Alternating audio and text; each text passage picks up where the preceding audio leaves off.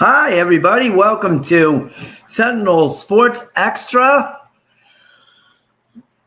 Cavs Weekly Report. I'm your Cavs beat writer and Sentinel publisher and founder, Tim Shirer. And we're going to talk today about the Cavs past week and the upcoming week. The Cavs, last week they played, sorry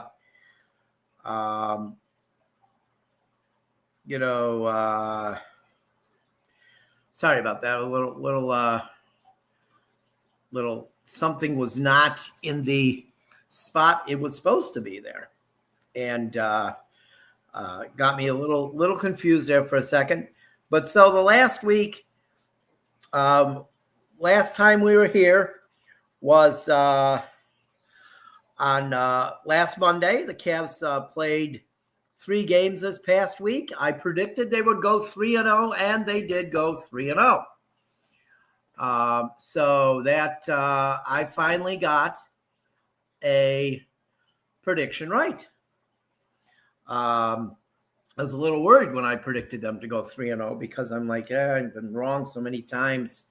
They'll end up going 1-2 or something like that. But they went 3-0 last week. Beating the Hawks, the Sixers, and then the Bulls on Saturday night, coming back from 19 down to beat the Bulls, 128-122.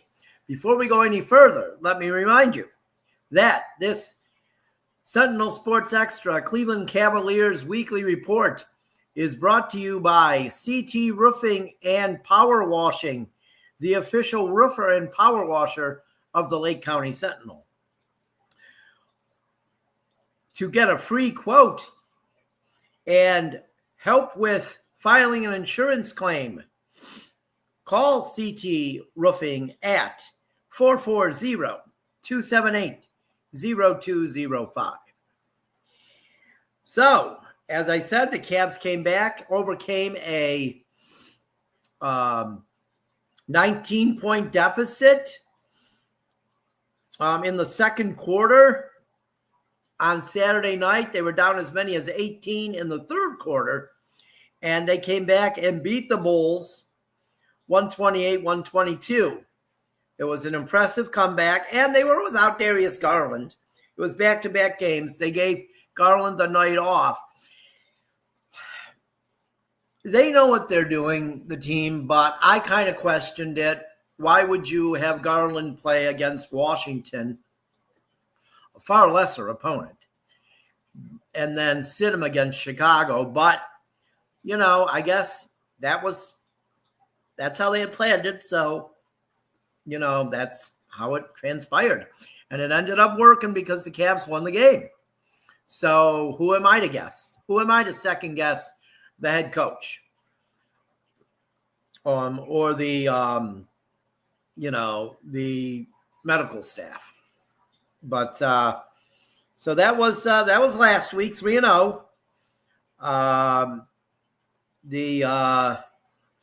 thought the game against the 76ers would be closer than it was. It ended up being an 11-point win, but it wasn't that close, folks. Of course, Joel Embiid did not play. He would have got, he would have gone to the foul line at least 15 times if he had played. So it would have probably been closer. But so let's move on. The Cavs now head to Miami. They have back-to-back games against the Heat with a day off in between the games. They will, they'll play tonight at 7:30. That game is on the FanDuel Sports Network. Don't ask me about what I think of that app. I'm not gonna say.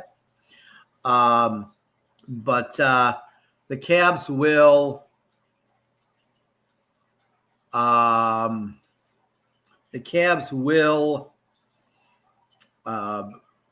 Then play on Wednesday.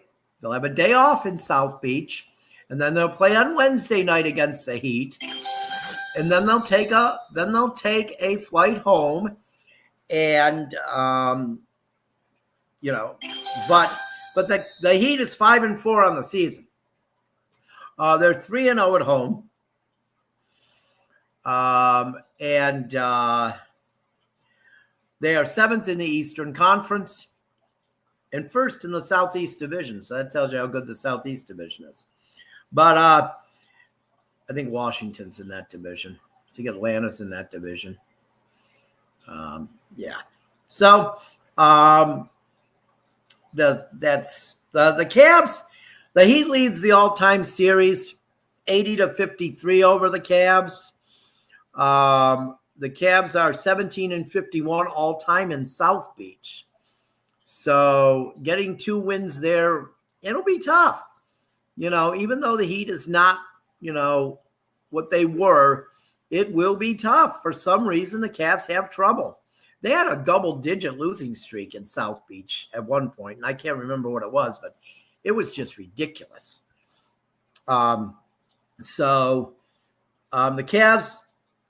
have won 2 straight against the Heat. They took the season series last year 2-1.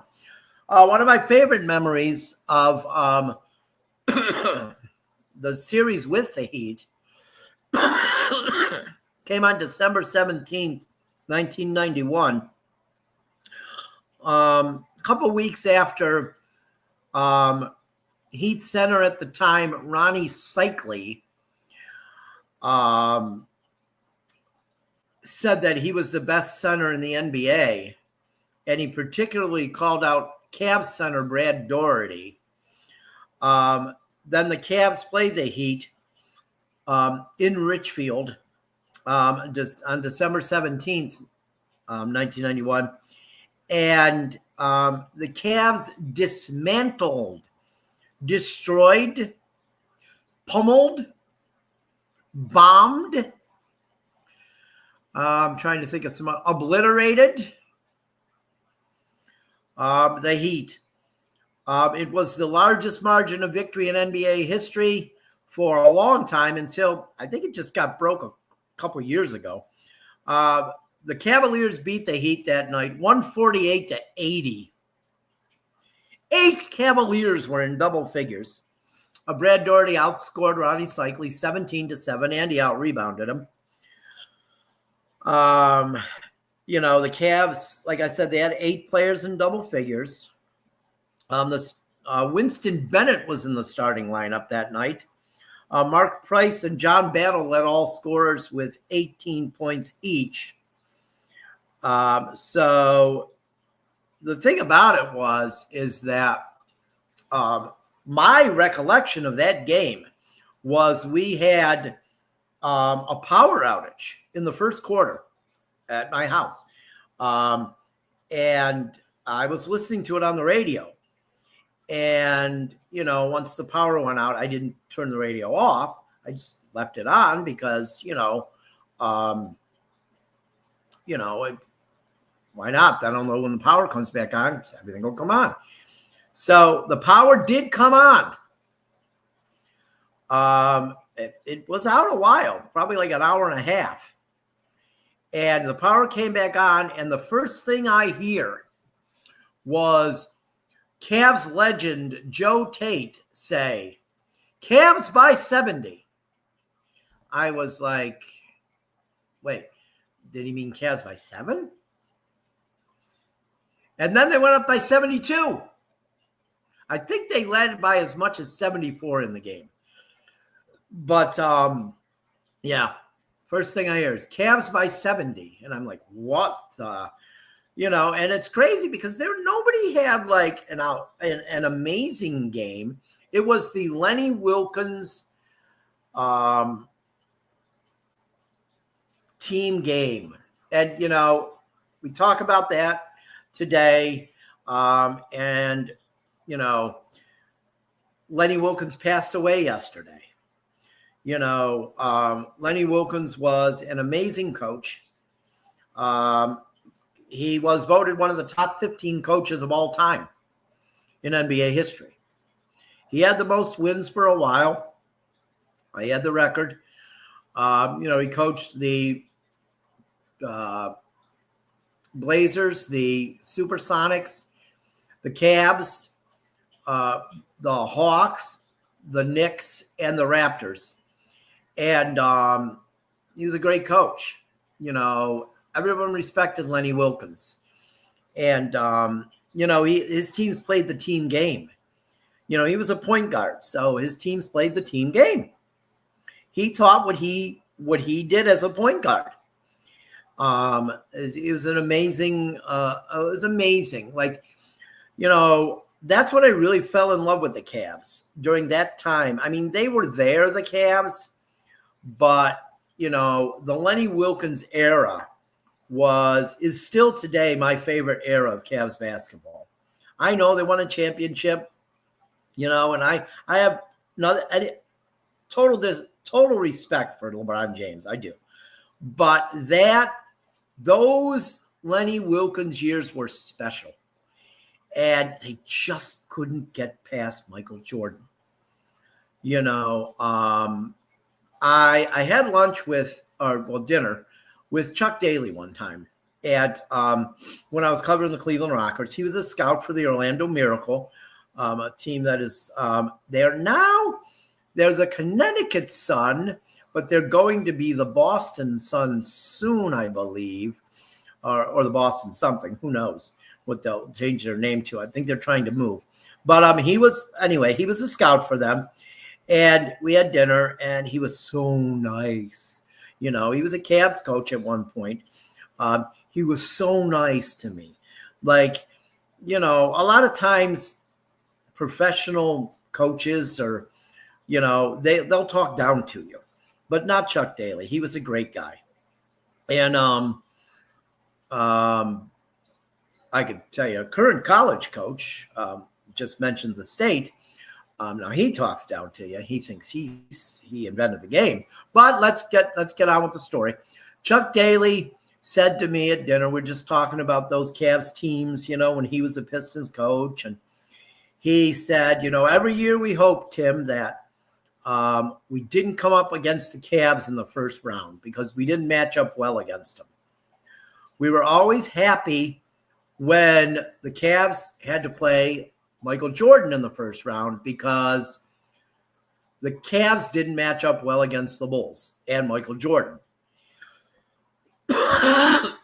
And he said to me, Tim, if it wasn't for Michael Jordan, the Cavs probably would have a couple championships. So that pretty much not justifies, but that pretty much lets you know how good those Cavs clubs were. And, that's amazing, to have that conversation with Chuck Daly. He's since passed away also. Those guys, man, great coaches back in those days. Oh my gosh. Some of them guys, wow, they were amazing. And, Lenny Wilkens was the best of all of them, so it's, sad to hear it, and condolences to his family and the thousands of friends that he had, throughout the NBA and the world of basketball. But, that was a memory of that game with the Heat in 1991 that was just really, it sticks with me today. I'll never forget it. That they just beat the crap out of them. Yes, I did see. I get a question on the TikTok, or a comment actually. I saw that the Giants coach Brian Dable got fired today. Yes, he did. I was kind of surprised by that. Kind of hard to fire a coach when his two best offensive players are out injured for the year. I don't know. I don't know what they're thinking. If they're going to fire this guy, why didn't they fire him 5 weeks ago or after last season? So what's going to happen now is Cam Scatteraboo and Malik Neighbors will come back next year, and then whoever becomes the coach will be a genius. Well, no, he had a healthy team, and I agree with Charlie that it is weird. His offense is injured. His two best skill players, and I think some offensive linemen, and then they're going to go fire the coach. That's just stupid. But hey, the Giants continue to make stupid decisions, so Good. But getting back to basketball and the Cavs will play these two in Miami, and then they head home for the second half of a back-to-back on Thursday, in which they will play the Toronto Raptors at Rocket Arena, formerly Rocket Mortgage Fieldhouse, formerly Quicken Loans Arena, formerly Gund Arena. I just took it back on a little trip through the name history of that beautiful arena downtown. That place is beautiful. That place is absolutely beautiful. It is that the renovation they did is, a few years back is just, it's so good. The place is so nice. But they'll come home 7:00 Thursday to play the Toronto Raptors in front of another sold out crowd, 19,432. And then that will be the first of a 6-game homestand for your Cavaliers. So come to the game. If you don't have tickets, get some tickets. They're hard to get, but you can get them. Come to a game, enjoy the game. It's a great atmosphere at Rocket Arena. The atmosphere there is just amazing. And let's be honest. And I'm not just saying this. This is absolutely the truth. I don't give people compliments for no reason. The Cavaliers media department, every employee I come in contact with the Cavs, from the security guy when I go in, to the ushers in the concourse, to the food people, whom I absolutely love, Quaker Steak and Lube near section 126. It's right over there. Those people are beautiful. Oh my God. I love those people. They are the nicest people in the world. If you want to be treated great when you're getting your food, go there at Rocket Arena, Quaker Steak and Lube. Those people are fabulous human beings. They are just amazing. But of course, everybody at that place is nice. They've got the best employees in Cleveland sports. There's no doubt about it. The Cavaliers, they just do. It's a great organization from top to bottom, and that starts with Dan Gilbert. It just does. It starts with Dan Gilbert. So 6-game homestand coming up starting Thursday, runs through November 23rd. The Raptors, who are the opponent Thursday, they are 8th in the Eastern Conference, third in the Atlantic Division. They beat the Cavs at Rocket Arena to hand them their only home loss. Excuse me, on Halloween night. I did not cover that affair. I was covering high school football that night. They beat the Cavs 112-101. But remember, Mitchell, Allen, Garland, Strus, and Merrill were all out in that game. So Mobley had 29 that night. Hunter had 26. But it was a triple threat for the Raptors. Jamison Battle, R.J. Barrett, and Brandon Ingram each had 20 for the Raptors. So the Cavs, they're going to want to get a little bit of revenge here against Toronto. And, a lot of people thought that Garland might come back that night, but no, he did not. He's had bad luck against the Raptors, injury-wise. So it was kind of good that he didn't play. I bet he will not play Thursday either. I would think that he'll probably play tonight and Wednesday, and then he will not play on Thursday. That's my thought. I could be wrong. I've been wrong before. Unlike Pat Boyle on Infinity Sports Radio, who never admits he's wrong, I'll admit I'm wrong. Let's I would doubt that Garland plays against the against the Raptors on Thursday. Final game of this week will be a rare 5 o'clock affair on Saturday afternoon at the Rocket Arena against the Memphis Grizzlies. That's a busy day. It's going to be a busy day for me. I got to go to my oldest granddaughter's birthday party. Yes, I do. At 12 o'clock. It's 12 to 2. I have to leave there right at 2. Maybe a couple minutes before. And I'll have to drop my wife off at home. And then head down Route 2, 90 into downtown, and get to the Cavs game.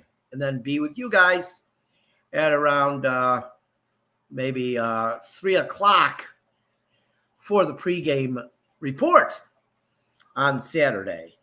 The Memphis Grizzlies are 4-7. They played quite a few games at home. They are 3-5 at home. They played 8 games at home already. They played a tenth of their schedule at home already. Or no, 20% of their schedule at home already. Wow, they're gonna have a lot of road games coming up. So they're 1-2 on the road. They're 10th in the Western Conference. And I don't know. Memphis looked like they were going to really be a good team a couple years back. Then John Moran got in trouble. Then he got injured. And they fired the coach. And they just don't look the same. And look, John Moran got in trouble again. Suspended by the team for conduct detrimental to the team. So, wow, has he been a disappointment. Could have been a great NBA player. Could have been a great player for the league. People would have really been excited to watch him. And now he's just a guy that people don't like because he comes off as a guy that's not very nice. Let's be honest. I've heard that he is. I've heard that he's nice when he talks, other reporters. I've never talked to him. I don't go down and do the post-game interviews. I don't go into the locker room. I'm doing my post-game show. I'm writing my story. But I've heard that he's a good guy, but he continues to find himself in trouble, and I don't know. And it's hurt the Memphis organization. So Memphis will be in town for their one appearance this year, Saturday afternoon at 5 p.m. at Rocket Arena. So we have 4 games this week, right? 4. I was right last week. I predicted 3-0. Well, I'm not going to predict undefeated this week. I mean, it's Miami. Things hard. Then you got the back-to-back. So I'm going to predict 2-2 seems common sense almost. But no, I'm going to go 3-1. I'm going to predict they lose 1 in Miami. They split in Miami.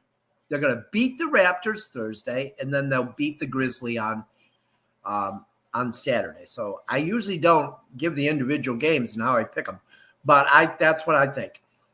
Lose 1 in Miami, win 1 in Miami. I don't know either which one they'll win or lose. Beat Toronto, and then beat Memphis. So those are my picks for the week. So I'm going to say they're going to go 3-1. Let's hope I'm right. I'm not right that often. But